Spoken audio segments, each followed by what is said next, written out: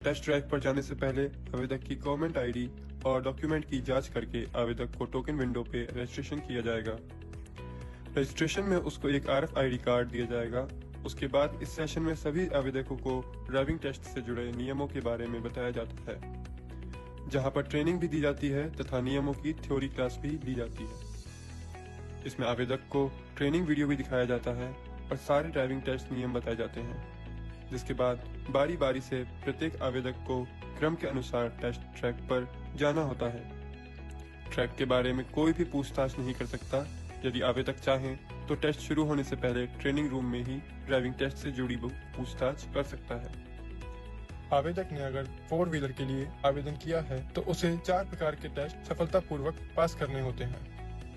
अब आपको बताते हैं 4 व्हीलर ड्राइविंग टेस्ट के दौरान आवेदक को किन किन अलग अलग टेस्ट से गुजरना पड़ता है।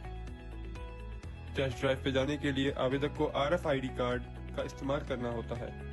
ध्यान देने की बात यह है कि प्रत्येक टेस्ट के पहले RFID कार्ड और कैमरा के जरिए गाड़ी को ट्रैक किया जाता है। इसके बाद आवेदक को RFID कार्ड रीड करवाना होता है, जिसके बाद बैरियर खुल जाता है और सिग्नल ग्रीन हो जाते हैं। अब आवेदक को पहला टेस्ट अपग्रेडियंट टेस्ट के लिए जाना होता है। समय सीमा को मद्देनजर रखते हुए आवेदक को पहले से दी हुई एक स्टॉप रेखा पे कुछ सेकंड के लिए गाड़ी को रोकना होता है।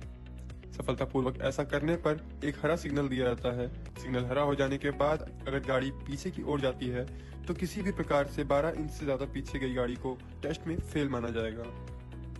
इस टेस्ट को सफलतापूर्वक पास करने के बाद आवेदक को दूसरे यानी पैरेलल पार्किंग टेस्ट के लिए जाना होता है, जिसकी समय सीमा 45 सेकंड है। समय सीमा और पीली लाइन को मद्देनजर रखते हुए आवेदक को सही दिशा में गाड़ी को रिवर्स करते हुए एक निर्धारित स्थान पे पार्क करके समय सीमा के भीतर ही बाहर निकलना होता है। अगर आवेदक ड्राइविंग करते हुए पीली लाइन को क्रॉस करता है तो उसे एक गलती के रूप में माना जाएगा। इस टेस्ट को सफलतापूर्वक पास करने के बाद आवेदक को तीसरा यानी 8 ट्रैक टेस्ट पे जाना होता है, जिसकी समय सीमा 45 सेकंड है।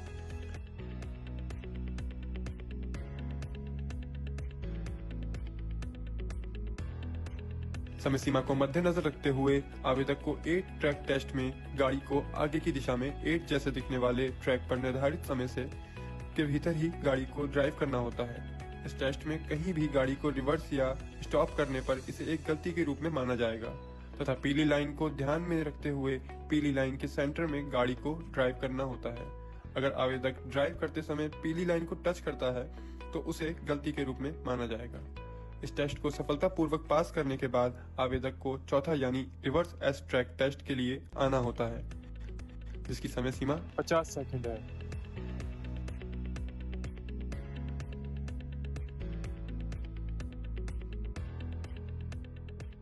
इस टेस्ट में एस आकार पर गाड़ी को पीछे की दिशा में समय सीमा को ध्यान में रखते हुए रिवर्स में ड्राइव करना होता है।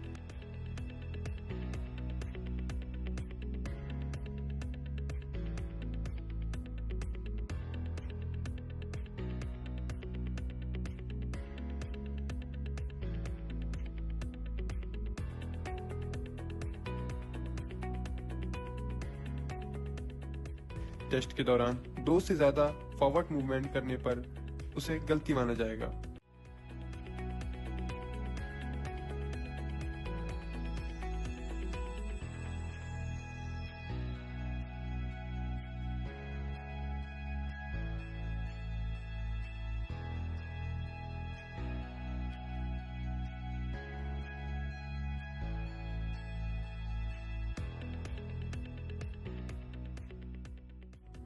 इस पूरे टेस्ट के बाद आवेदक को अपनी गाड़ी एग्जिट के रास्ते होते हुए बाहर जाना होता है और RFID कार्ड एवं फॉर्म को लेकर टोकन काउंटर पर जाना होता है, जहां से आवेदक अपने टेस्ट रिपोर्ट के बारे में जान सकता है।